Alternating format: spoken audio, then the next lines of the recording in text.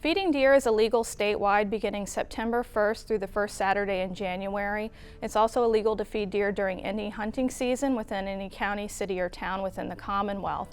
What this effectively means for Fairfax County is that it's illegal to feed deer beginning September 1st through the last Sunday in April. The feeding ban prohibits the distribution or placement of any food, mineral, or salt or similar substance that can be used to attract or feed deer. This does not apply to bona fide livestock feed or bona fide agronomic plantings. Although the feeding of deer is well-intentioned, wildlife biologists do not recommend feeding deer for several reasons. The first being that when animals are fed, they tend to lose their natural fear of humans, and this can lead to dangerous situations even with white-tailed deer.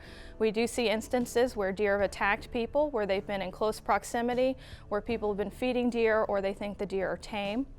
Feeding deer can also cause deer populations to increase, and this can cause continued damage to natural habitats. A lot of the common grains that are used to feed deer, such as corn, can also contain aflatoxin, which is produced by a fungus, and this can have negative impacts on deer health itself when it's consumed in high levels. Feeding deer can also congregate animals unnaturally, and this poses a large threat in terms of disease transmission for white-tailed deer, as well as other animals that will feed opportunistically at these areas, such as raccoons. Diseases are a big issue in deer management throughout the United States. One disease, chronic wasting disease, poses a significant wildlife management issue for deer in Virginia. Chronic wasting disease has not been detected in Fairfax County at this time, but we want to provide information for general awareness on the disease due to its potential to impact deer populations here in the future. CWD is caused by abnormal infectious proteins called prions. It's spread through close contact between deer, as well as it can be held in the environment for a number of years. CWD is transmissible between deer through their saliva, urine, and feces, and can also be transmitted through water, soil, and plants that are contaminated with prions. Deer that are affected by CWD exhibit a loss of body mass and motor function. Signs can include emaciation, staggering, tremors.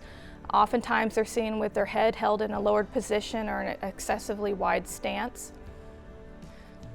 There is no treatment for CWD. CWD is always 100% fatal. As of March 2016, there have been 13 confirmed CWD positive cases in Virginia within Frederick and Shenandoah counties near the West Virginia line.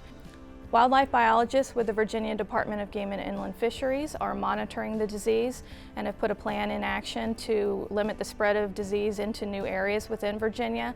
This includes a CWD surveillance plan, as well as the establishment of a CWD containment area, including the counties of Frederick, Clark, Warren, and Shenandoah within Virginia.